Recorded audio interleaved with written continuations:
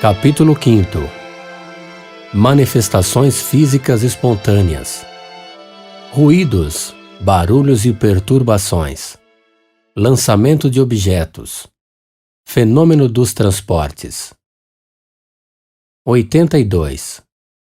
Os fenômenos dos quais acabamos de falar são provocados, mas ocorre algumas vezes que se dão espontaneamente, sem participação da vontade. Longe disso, uma vez que frequentemente tornam-se importunos, o que exclui, de outra parte, o pensamento de que podem ser um efeito da imaginação superexcitada pelas ideias espíritas, é que se produzem entre pessoas que delas jamais ouviram falar e no momento em que menos o esperavam. Esses fenômenos, que se poderia chamar o espiritismo prático natural, são muito importantes, visto que não podem ter suspeita de conivência. Por isso, convidamos as pessoas que se ocupam com os fenômenos espíritas a registrarem todos os fatos desse gênero que vierem ao seu conhecimento, mas, sobretudo, a lhes constatarem, com cuidado, a realidade por um estudo minucioso das circunstâncias, a fim de se assegurarem não ser joguete de uma ilusão ou de uma mistificação. 83.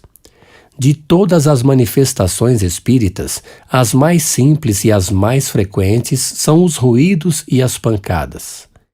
É aqui, sobretudo, que é necessário temer a ilusão, porque uma multidão de causas naturais pode produzi-los.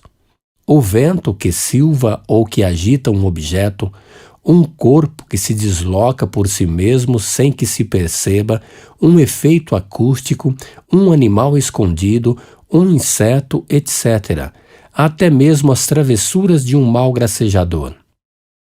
Os ruídos espíritas têm, aliás, um caráter particular, revelando uma intensidade e um timbre muito variados, que os tornam facilmente reconhecíveis e não permitem confundi-los com o estalido da madeira, o crepitar do fogo ou o tic-tac monótono de um pêndulo. São golpes secos, logo surdos, fracos e leves, logo claros, distintos, algumas vezes barulhentos, que mudam de lugar e se repetem sem terem uma regularidade mecânica. De todos os meios de controle mais eficazes, o que não pode deixar dúvidas sobre sua origem é a obediência à vontade. Se os golpes se fazem ouvir no lugar designado, se respondem ao pensamento por seu número ou sua intensidade, não se pode desconhecer neles uma causa inteligente. Mas a falta de obediência nem sempre é uma prova contrária. 84.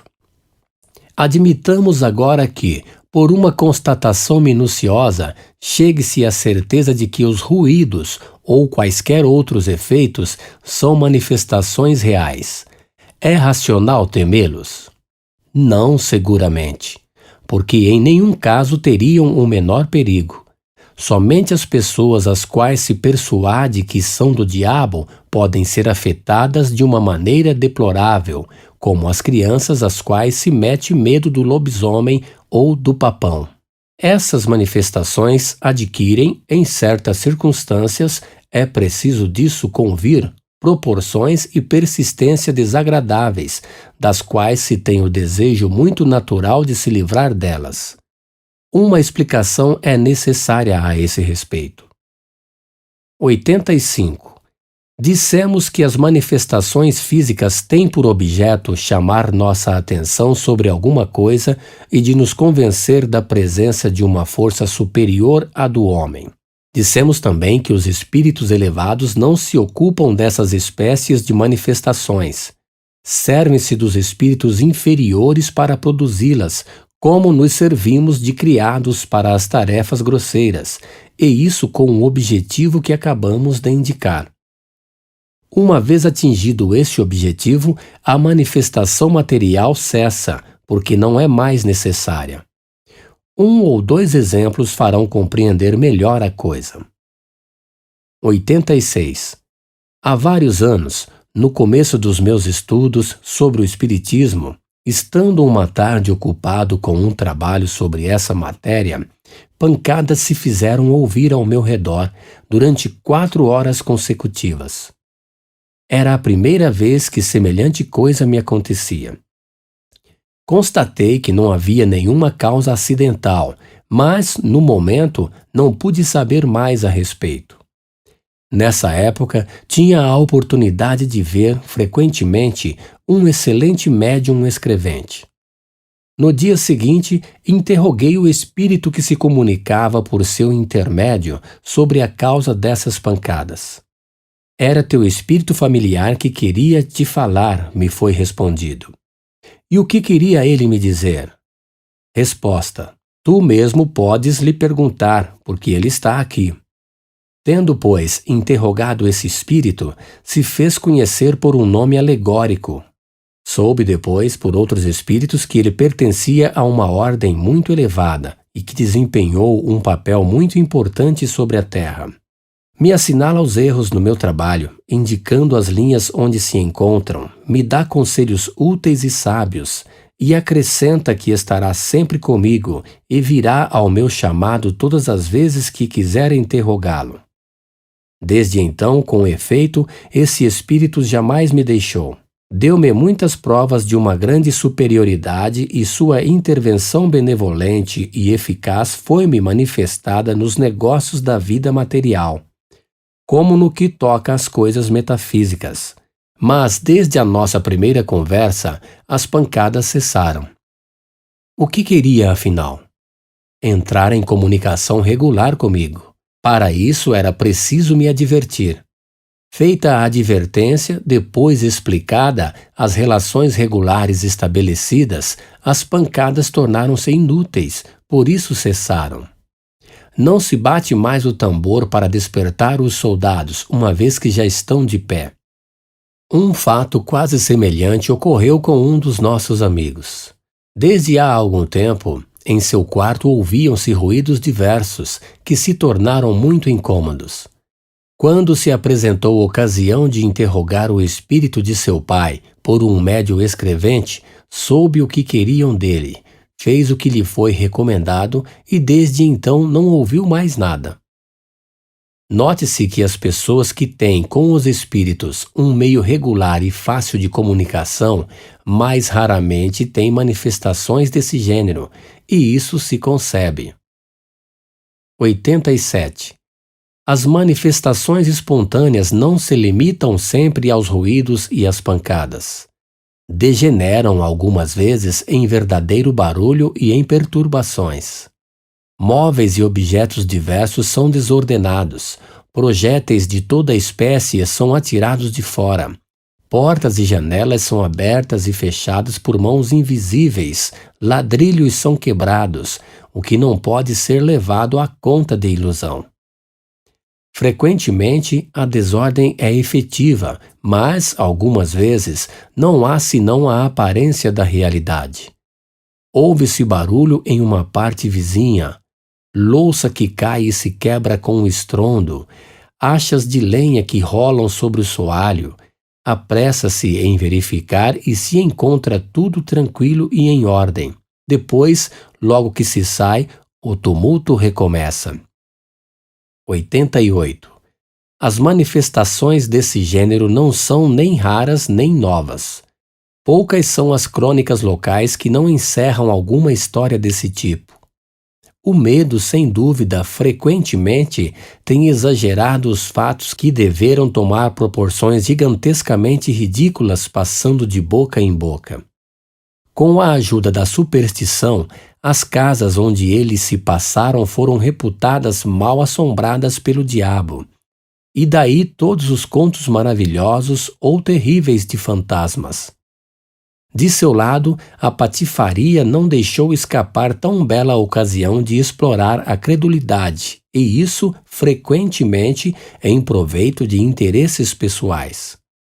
Concebe-se, de resto, a impressão que fatos desse gênero, mesmo reduzidos à realidade, podem causar em personalidades fracas e predispostas pela educação as ideias supersticiosas.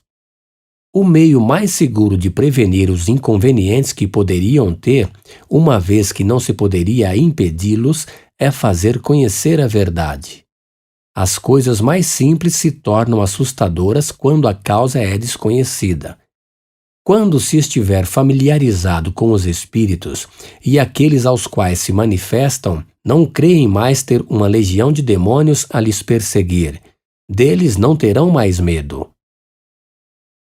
Pode-se ver na Revista Espírita a narração de vários fatos autênticos desse gênero, entre outros a história do espírito batedor de Bergzaber, cujas más visitas duraram mais de 8 anos, números de maio, junho e julho de 1858. A de Diebelsdorp, agosto de 1858.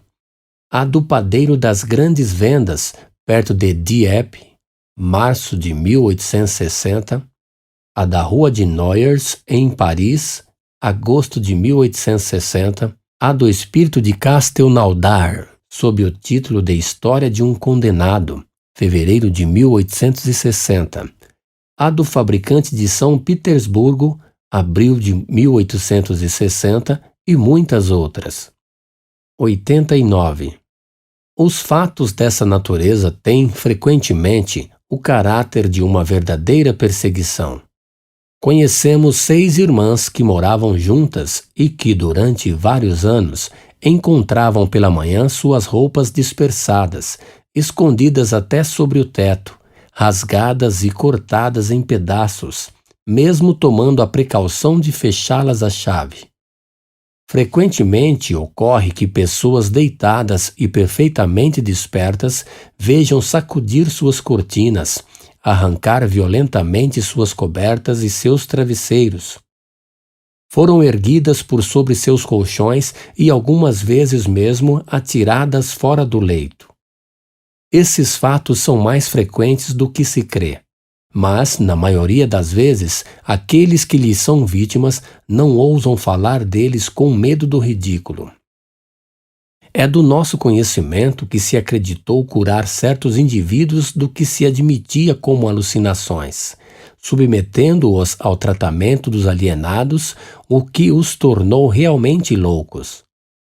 A medicina não pode compreender essas coisas, porque não admite nas causas senão o elemento material, de onde resultam equívocos frequentemente funestos. A história narrará um dia certos tratamentos do século XIX, como narra hoje certos procedimentos da Idade Média. Admitimos perfeitamente que certos fatos são obra da malícia ou da malevolência. Mas se, depois de constatados, permanece averiguado que não são obra dos homens, é preciso convir que são obra, uns dirão do diabo, e nós diremos que são dos espíritos. Mas de que espíritos? 90. Os espíritos superiores, tanto como entre nós os homens graves e sérios, não se divertem fazendo algazarra. Frequentemente nós os fazemos vir para perguntar-lhes o motivo que os leva a perturbar assim o repouso. A maioria não tem outro objetivo senão se divertir. São espíritos antes levianos do que maus, que se riem do temor que ocasionam e da procura inútil que se faz para se descobrir a causa do tumulto. Frequentemente se obstinam junto de um indivíduo, que se comprazem em vexar e que perseguem de casa em casa. Outras vezes se ligam a um lugar sem outro motivo senão seu capricho. Algumas vezes também é uma vingança que exercem, como teremos ocasião de ver. Em certos casos, sua intenção é mais louvável. Querem chamar a atenção e pôr-se em contato, seja para uma advertência útil à pessoa a qual se dirigem, seja para pedir alguma coisa para eles mesmos. Frequentemente, nós os vimos pedir preces, outras vezes solicitar o cumprimento, em seu nome, de um voto que não puderam cumprir, outras, enfim, querer, no interesse do próprio repouso, reparar uma má ação cometida por eles durante a vida. Em geral, é um erro se amedrontar. Sua presença pode ser importuna, mas não perigosa. Concebe-se, de resto, o desejo que se tem de livrar-se deles, e se faz, geralmente, para isso tudo ao contrário do que seria preciso.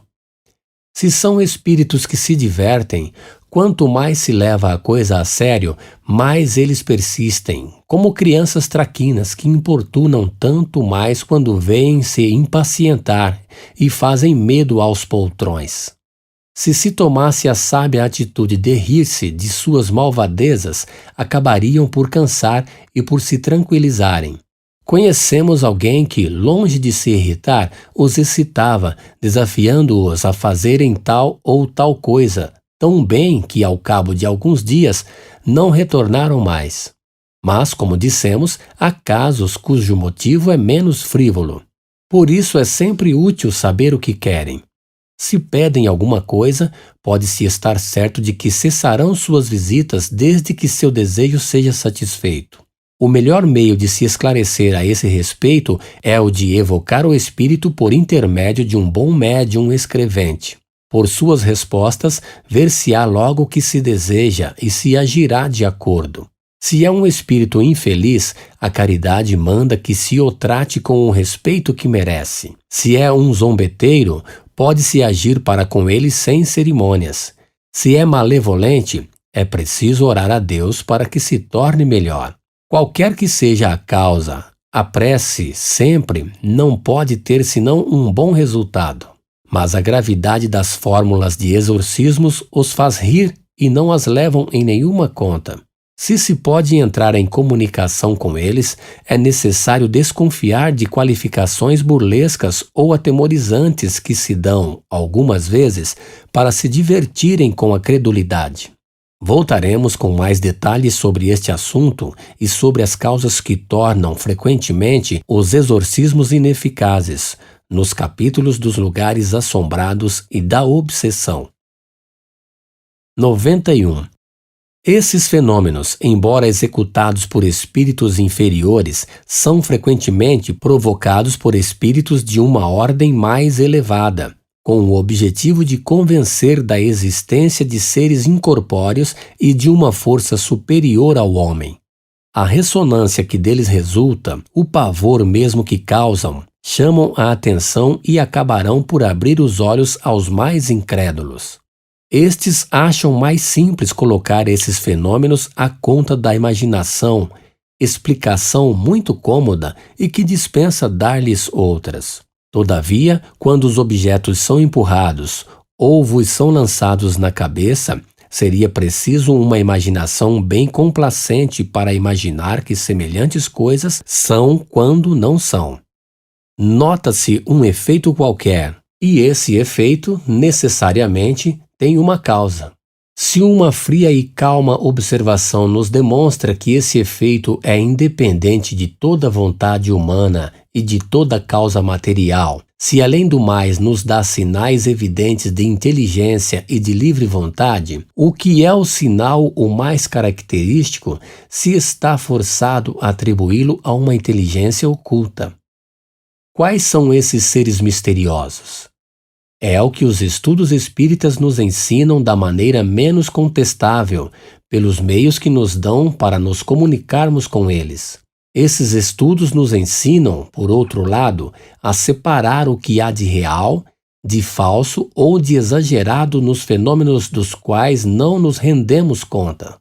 Se um efeito insólito se produz, ruído, movimento, mesmo aparição, o primeiro pensamento que se deve ter é de que é devido a uma causa toda natural, porque é a mais provável.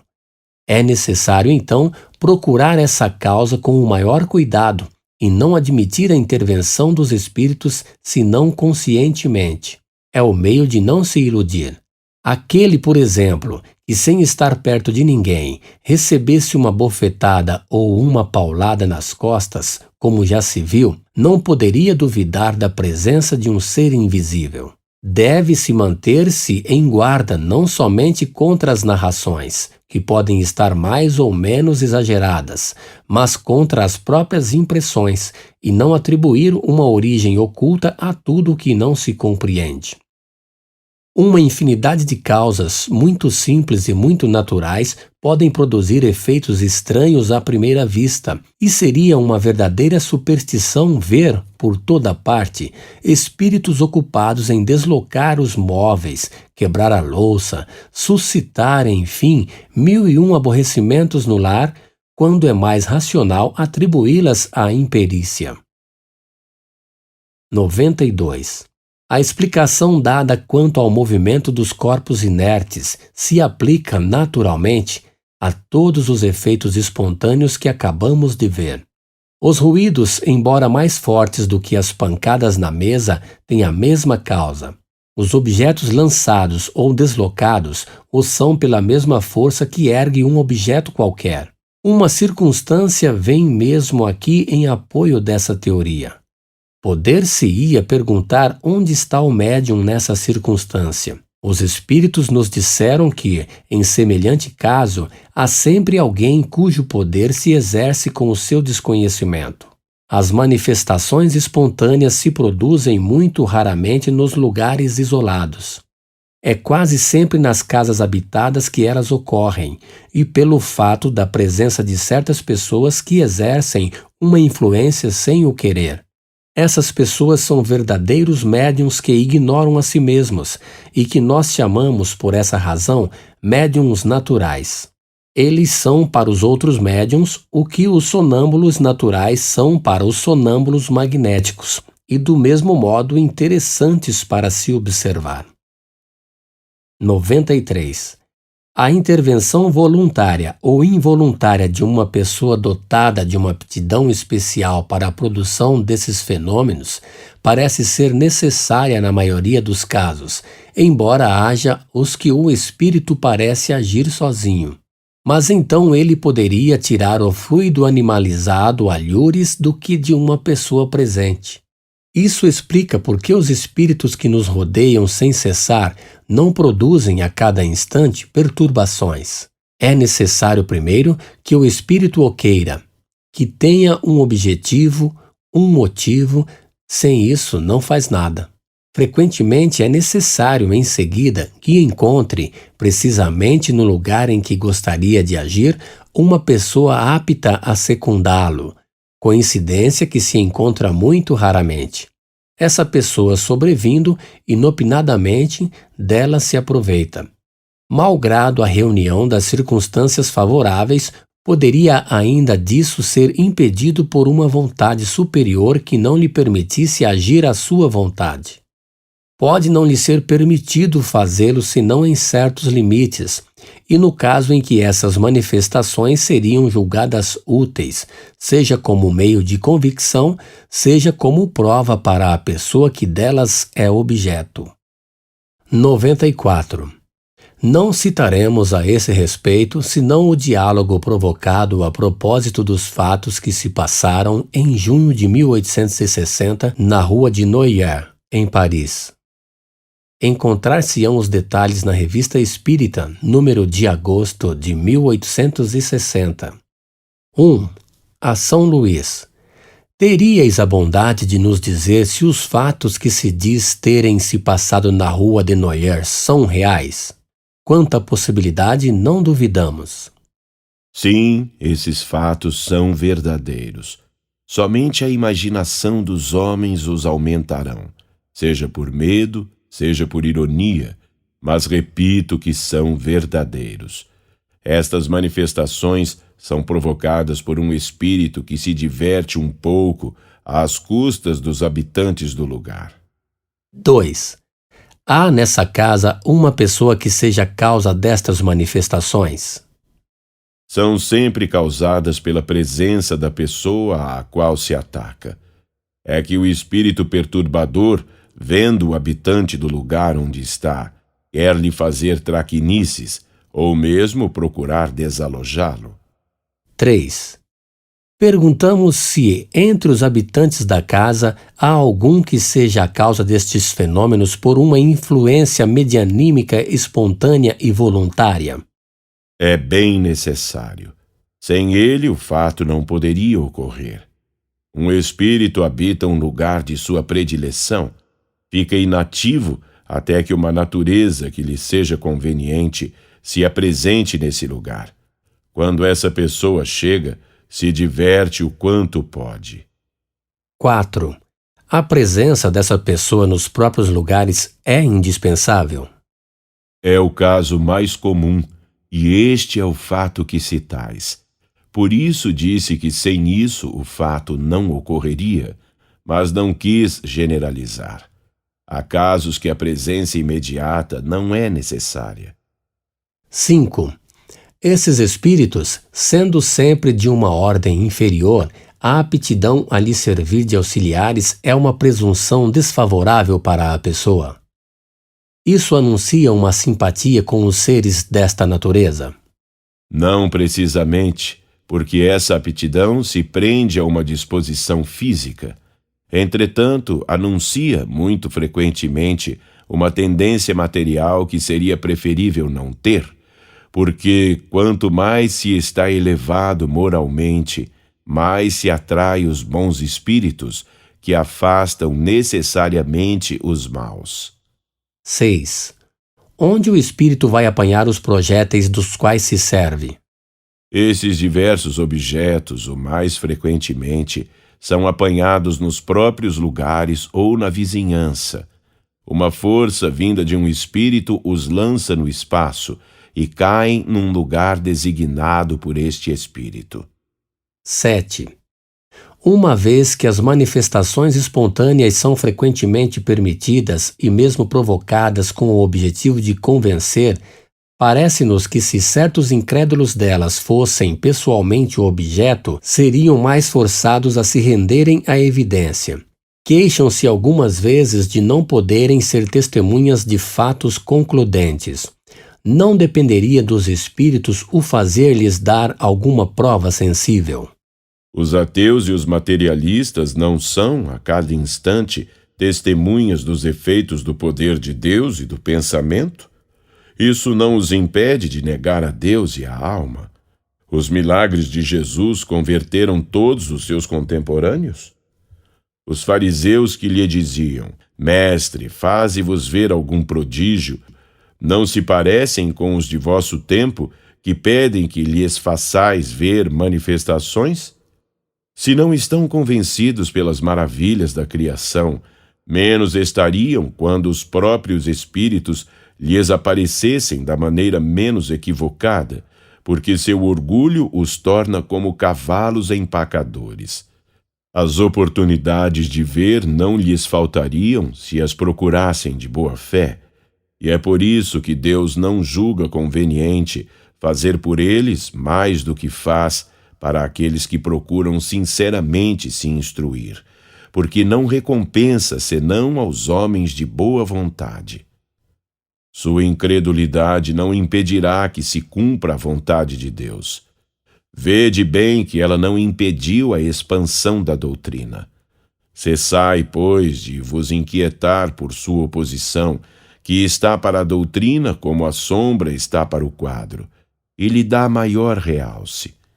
Que méritos teriam se fossem convencidos pela força? Deus lhes deixa toda a responsabilidade por sua teimosia, e essa responsabilidade será mais terrível do que pensais. Bem-aventurados os que creem sem terem visto, disse Jesus, porque estes não duvidam do poder de Deus. 8. Acreditas que seria útil evocar esse espírito para pedir-lhe algumas explicações? Evocai-o, se quereis, mas é um espírito inferior que não vos dará senão respostas bastante insignificantes. 95. Entrevista com o espírito perturbador da Rua de Noyers. 1. Evocação. Que quereis para me chamar? Quereis que vos apedreje? Então se veria um lindo salve-se quem puder, malgrado vosso ar de bravura. 2. Ainda que nos atirasseis pedras aqui, isso não nos amedrontaria. e pedimos mesmo positivamente que as arremesse.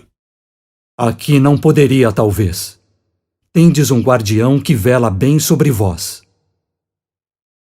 Na rua de Noyer havia uma pessoa que te servia de auxiliar para facilitar as más voltas que pregavas nos habitantes da casa. Certamente. Encontrei um bom instrumento e nenhum espírito douto, sábio e virtuoso para impedir-me, porque sou alegre e amo às vezes me divertir. 4. Qual foi a pessoa que te serviu de instrumento? Uma criada. 5. Era sem o saber que ela te servia de auxiliar? Oh, sim, pobre moça. Era a mais amedrontada. 6. Agias com um fim hostil? Não tinha nenhum fim hostil, mas os homens que se apoderam de tudo o farão tornar em sua vantagem. 7. Que entende por isso? Não te compreendemos. Procurava divertir-me, mas vós estudareis a coisa e tereis um fato a mais para mostrar que existimos. 8. Dizes que não tinhas finalidade hostil e, entretanto, quebraste todos os vidros do apartamento. Causaste, assim, um prejuízo real. É um detalhe. 9. Onde procuraste os objetos que lançaste? São bastante comuns. Encontrei-os no pátio e nos jardins vizinhos. 10. Encontrou-os todos ou fabricaste alguns? Ouça em seguida o capítulo 8º. Não criei nada, nada compus. 11. Se não os tivesse encontrado, terias podido fabricá-los? Teria sido mais difícil, mas a rigor misturam-se as matérias e isso faz um todo qualquer. 12. Agora diga-nos como os lançou. Ah, isso é mais difícil de dizer. Fui ajudado pela natureza elétrica da jovem junto à minha menos material. Nós dois pudemos transportar assim essas diversas matérias. 13. Penso que gostarias de nos dar algumas informações sobre tua pessoa.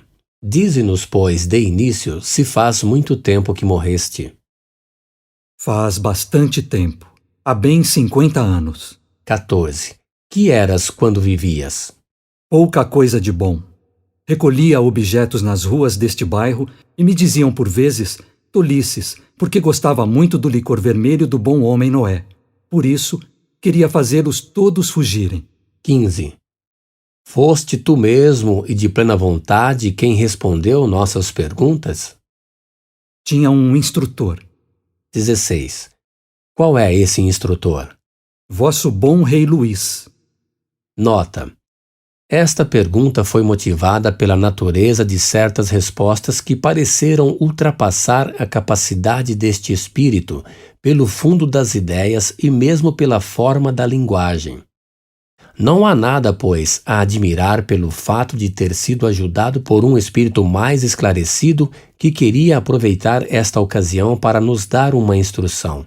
Este é um fato muito comum, mas uma particularidade a ser notada nesta circunstância, de vez que a influência de outro espírito se faz sentir na própria escrita. As respostas nas quais interveio são mais regulares, mais fluentes. A do trapeiro é angulosa, grosseira, irregular, frequentemente pouco legível, e tem em tudo outro caráter. 17. Que fazes tu agora? Te ocupas com teu futuro? Não, ainda, eu erro. Pensa-se tão pouco em mim sobre a terra que ninguém ora por mim, porque não sou ajudado, não trabalho. Nota. Ver-se-á mais tarde o quanto se pode contribuir para o adiantamento e o alívio de espíritos inferiores, pela prece e conselhos. 18. Qual era seu nome quando vivo? Jeanê. 19. Muito bem, Jeanê. Oraremos por ti.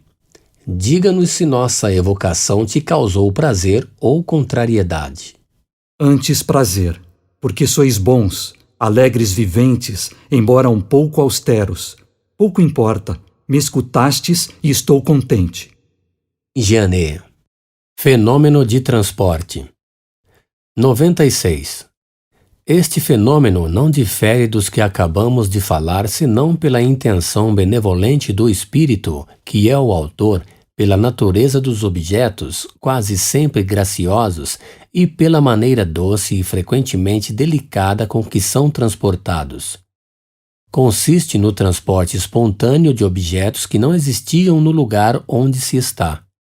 Estes são, o mais frequentemente, flores, algumas vezes frutas, bombons, joias, etc. 97. Dizemos desde logo que este fenômeno é um dos que mais se prestam à imitação e, por consequência, é preciso manter-se em guarda contra a fraude.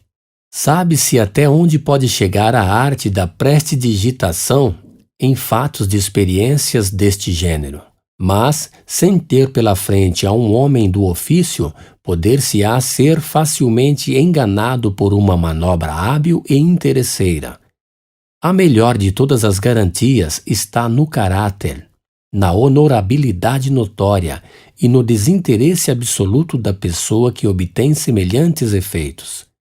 Em segundo lugar, no exame atento de todas as circunstâncias nas quais os fatos se produzem. Enfim, no conhecimento esclarecido do Espiritismo, que só pode fazer descobrir o que era suspeito. 98.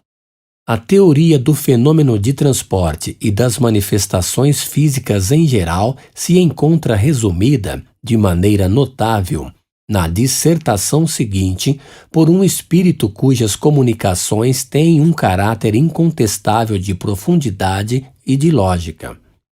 Encontrar-se-ão diversas no desenrolar desta obra. Faz-se conhecer sob o nome de Erasto, discípulo de São Paulo, e como espírito protetor do médium que lhe serviu de intérprete. Necessariamente, é preciso, para se obterem fenômenos desta ordem, ter consigo médiuns que eu chamaria sensitivos, quer dizer, dotados, no mais alto grau, de faculdades medianímicas de expansão e de penetrabilidade. Porque o sistema nervoso destes médiuns, facilmente excitável, lhes permite, por meio de certas vibrações, projetar ao seu redor, com profusão, seu fluido animalizado. As naturezas impressionáveis, as pessoas cujos nervos vibram ao menor sentimento, à menor sensação, que a influência moral ou física, interna ou externa, sensibiliza, são pessoas muito aptas a se tornarem excelentes médiuns para os efeitos físicos de tangibilidade e de transporte. Com efeito, seu sistema nervoso, quase inteiramente desprovido da capa refratária que isola esse sistema, na maioria dos outros encarnados, os torna próprios ao desenvolvimento destes diversos fenômenos. Em consequência, com um sujeito dessa natureza, cujas outras faculdades não são hostis à mediunização, se obterão mais facilmente os fenômenos de tangibilidade, as pancadas dadas nas paredes e nos móveis, os movimentos inteligentes e mesmo a suspensão no espaço da mais pesada matéria inerte. A fortiori, se obterão estes resultados se no lugar de um médium se tiver à mão vários outros igualmente bem dotados. Mas da produção desses fenômenos à obtenção dos fenômenos de transporte há todo um mundo, porque neste caso não só o trabalho do espírito é mais complexo, mais difícil, mas bem mais o espírito não pode operar senão por intermédio de um único aparelho medianímico, quer dizer que vários médiuns não podem concorrer simultaneamente na produção do mesmo fenômeno. Ocorre mesmo, ao contrário, que a presença de certas pessoas, antipáticas ao espírito que opera, entrava radicalmente sua ação.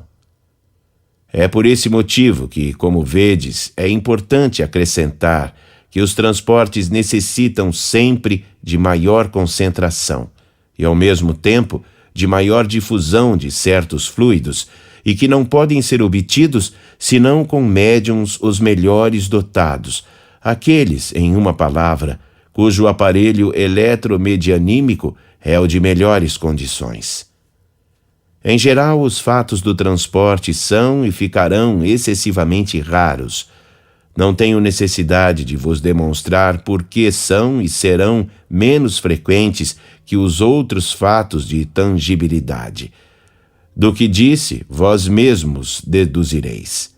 Além de que, esses fenômenos são de uma natureza tal que não somente todos os médiuns não lhes são próprios, mas todos os espíritos, eles mesmos, não podem produzi-los.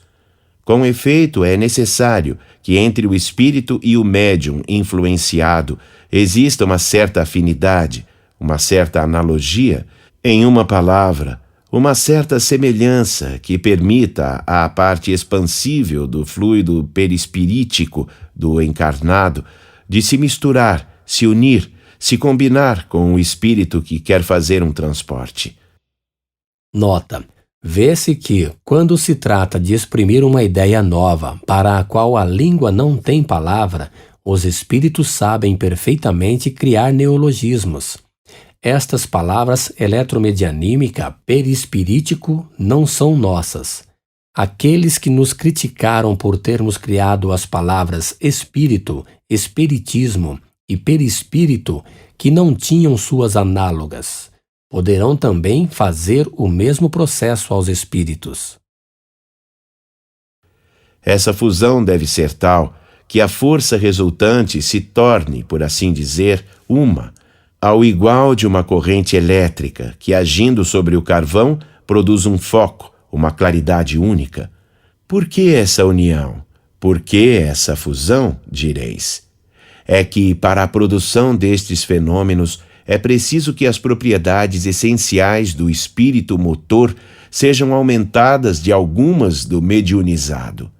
Isso porque o fluido vital, indispensável para a produção de todos os fenômenos medianímicos, é apanágio exclusivo do encarnado e, por consequência, o espírito operador está obrigado a dele se impregnar. Só então ele pode, por intermédio de certas propriedades de vosso meio ambiente, desconhecidas para vós, isolar, tornar invisíveis e fazer mover certos objetos materiais, e mesmo os próprios encarnados.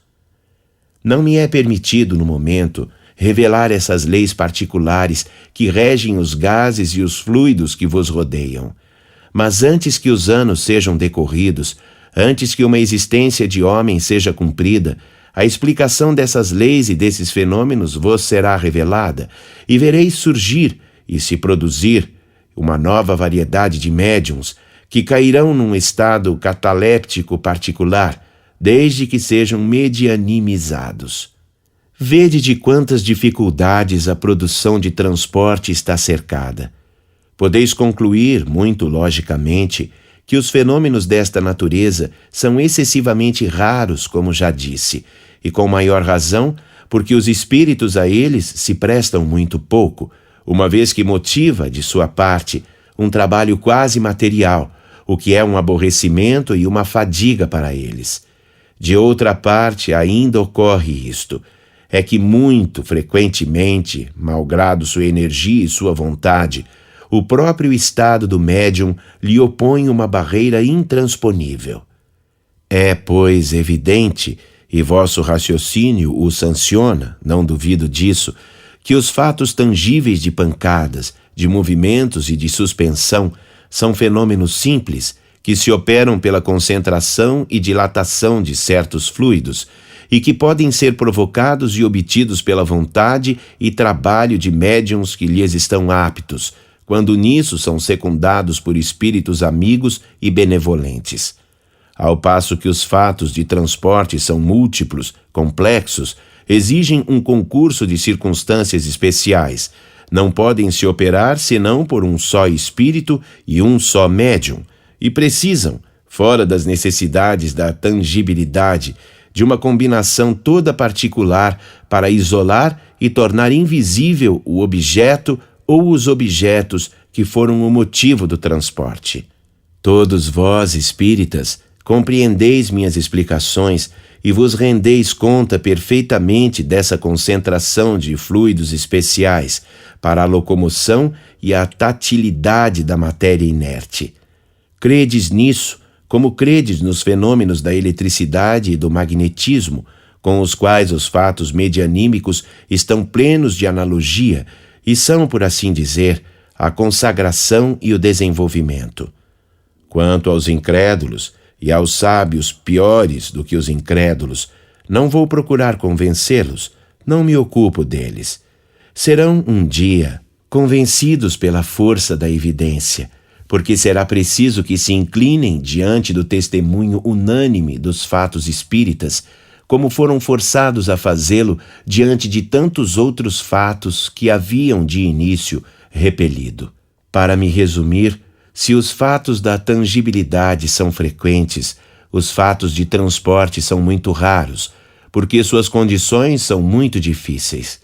Por consequência, nenhum médium pode dizer, a tal hora, em tal momento, obterei um transporte, porque frequentemente o próprio espírito se acha impedido em sua obra. Devo acrescentar que esses fenômenos são duplamente difíceis em público, porque aí, quase sempre, se encontram elementos energicamente refratários que paralisam os esforços do espírito e, com maior razão, a ação do médium. Tende, ao contrário, a certeza de que estes fenômenos se produzem, quase sempre, em particular, espontaneamente, a miúdo com o desconhecimento do médium e sem premeditação, e, enfim, muito raramente quando estes estão prevenidos. De onde deveis concluir que há motivo legítimo de suspeita toda vez que um médium se gaba de obtê-lo à vontade, ou seja, de comandar os espíritos como a servidores, o que é simplesmente absurdo. Tende ainda, por regra geral, que os fenômenos espíritas não são feitos para darem-se em espetáculo e para divertir os curiosos. Se alguns espíritos se prestam a essa espécie de coisa, só pode ser para os fenômenos simples, e não para aqueles que, tais como o transporte e outros semelhantes, exigem condições excepcionais. Recordai, espíritas, que se é absurdo repelir sistematicamente todos os fenômenos de além-túmulo, não é prudente aceitá-los cegamente. Quando um fenômeno de tangibilidade, de aparição, de visibilidade ou transporte se manifesta espontaneamente e de um modo instantâneo, aceitai-o. Mas não seria demais vos repetir, não aceiteis nada cegamente. Que cada fato sofra um exame minucioso, aprofundado e severo. Porque, crede-o, o Espiritismo, tão rico de fenômenos sublimes e grandiosos, nada tem a ganhar com essas pequenas manifestações que hábeis prestidigitadores podem imitar. Sei muito bem o que vais me dizer, que esses fenômenos são úteis para convencer aos incrédulos, mas sabei que, se não tivesseis outros meios de convicção, não teríeis hoje a 100ª parte dos espíritas que tendes. Falai ao coração. É por aí que fareis mais conversões sérias. Se credes útil para certas pessoas agir pelos fatos materiais, apresentai-os menos em circunstâncias tais que não possam dar lugar a nenhuma interpretação falsa e, sobretudo, não vos afasteis das condições normais desses fatos, porque os fatos apresentados em más condições fornecem argumento aos incrédulos em lugar de convencê-los. Erasto, 99. Este fenômeno oferece uma particularidade bastante singular e é que certos médiuns não o obtêm senão no estado sonambúlico. E isso se explica facilmente. Há no sonâmbulo um despreendimento natural, uma espécie de isolamento do espírito e do perispírito que deve facilitar a combinação dos fluidos necessários. Tal é o caso dos transportes, dos quais fomos testemunha. As questões seguintes foram endereçadas ao espírito que os havia produzido, mas suas respostas, por vezes, de sua insuficiência, nós as submetemos ao espírito Erasto, muito mais esclarecido do ponto de vista teórico e que as completou com observações muito judiciosas. Um é o artesão, o outro o sábio. E a própria comparação dessas duas inteligências é um estudo instrutivo, porque prova que não basta ser espírito para tudo compreender. 1. Rogo-vos nos dizer por que o transporte que fazeis não se produz senão no sono magnético do médium. Isso se prende à natureza do médium. Os fatos que produzo quando o meu está dormindo, poderia igualmente produzi-los no estado de vigília com um outro médium. 2. Por que fazeis esperar tão longo tempo o transporte de objetos e por que excitais a cobiça do médium irritando seu desejo de obter o objeto prometido? Esse tempo me é necessário, a fim de preparar os fluidos que servem para o transporte. Quanto à excitação, não é frequentemente senão para divertir as pessoas presentes e a sonâmbula. Nota de Erasto. O espírito que respondeu não sabia mais. Não se rende conta do motivo dessa cobiça que aguilhou-a instintivamente sem compreender-lhe o efeito. Crê divertir, ao passo que, em realidade, provoca, sem disto se aperceber, uma maior emissão de fluido. É a consequência da dificuldade que o fenômeno apresenta. Dificuldade sempre maior quando não é espontânea, sobretudo com certos médiuns. 3.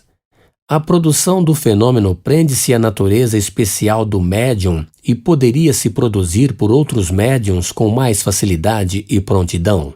A produção do fenômeno prende-se à natureza especial do médium e não poderia se produzir senão com naturezas correspondentes.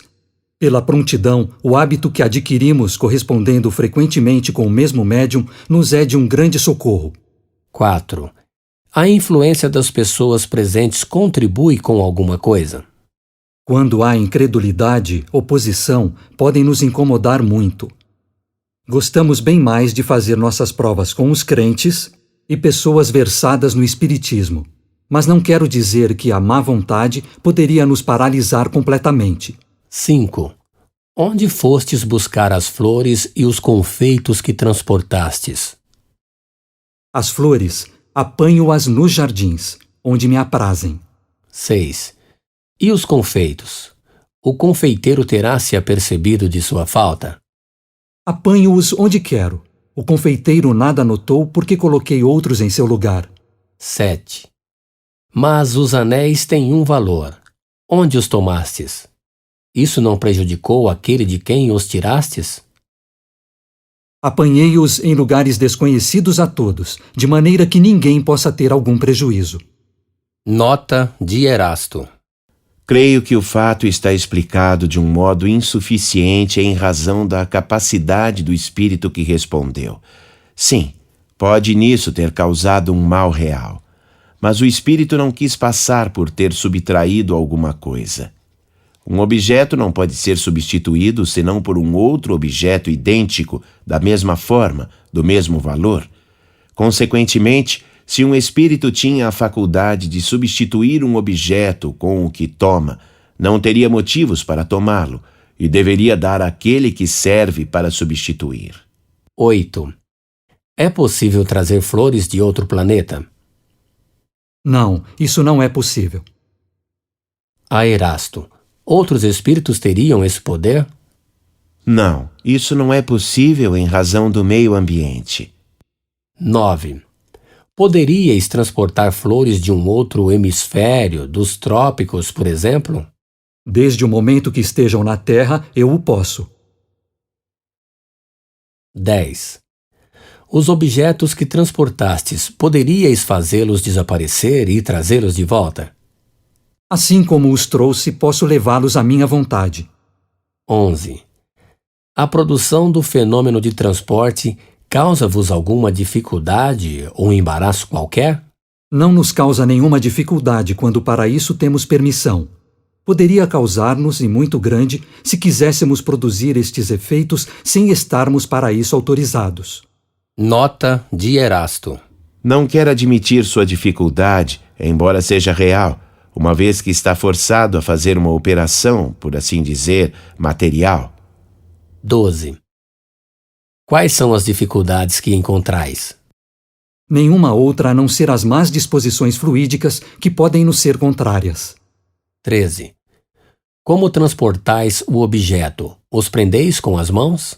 Não, nós o envolvemos em nós. Nota de Erasto. Ele não explica claramente sua operação, porque não envolve o objeto com sua própria personalidade. Mas, como seu fluido pessoal é dilatável, penetrável e expansível, combina uma parte desse fluido com uma parte de fluido animalizado do médium, e é nessa combinação que ele esconde e transporta o objeto motivo do transporte. Não é, pois, justo dizer que o envolve nele. 14. Transportaríeis com a mesma facilidade um objeto de um peso considerável, de 50 quilos, por exemplo? O peso não é nada para nós. Transportamos flores porque isso pode ser mais agradável do que um peso volumoso. Nota de Erasto. É justo. Pode transportar 100 ou 200 quilos de objetos, porque a gravidade que existe para vós está anulada para ele. Mas ainda aqui não se rende conta do que se passa. A massa dos fluidos combinados é proporcional à massa dos objetos. Em uma palavra, a força deve estar em razão da resistência. De onde se segue que, se o espírito não transporta senão uma flor ou um objeto leve, frequentemente é porque não encontra no médium ou nele mesmo os elementos necessários para um esforço mais considerável. 15.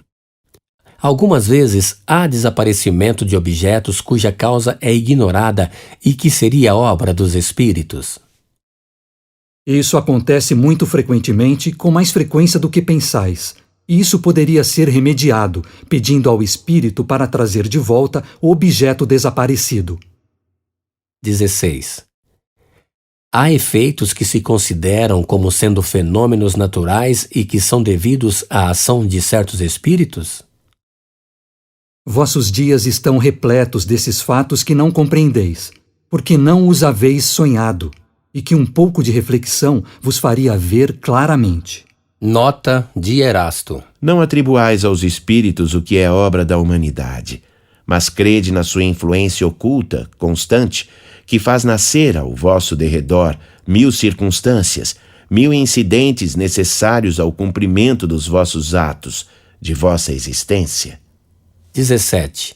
Entre os objetos transportados, há os que podem ser fabricados pelos espíritos, quer dizer, produzidos espontaneamente pelas modificações que os espíritos podem impor ao fluido ou ao elemento universal?